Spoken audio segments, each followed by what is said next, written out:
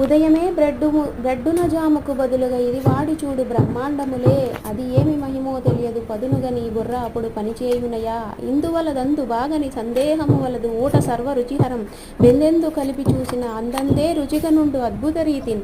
చప్పటి దుంపలు తినుచును తిప్పలు పడుచుంటిమయ్య దేవా, దయతో గొప్పగా మార్గం ఒక్కటి చెప్పు మా నాల్కొలొక చింతలు తీర్పన్.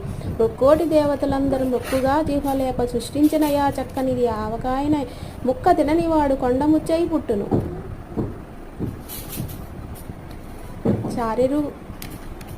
చారెరుగనివాడు గోదారిన తానొక్కవారి తడవనివాడు, తూరిమిన ఆవకాయన ఆరారగా తిననివాడు తెలుగువాడు కాడోయ్.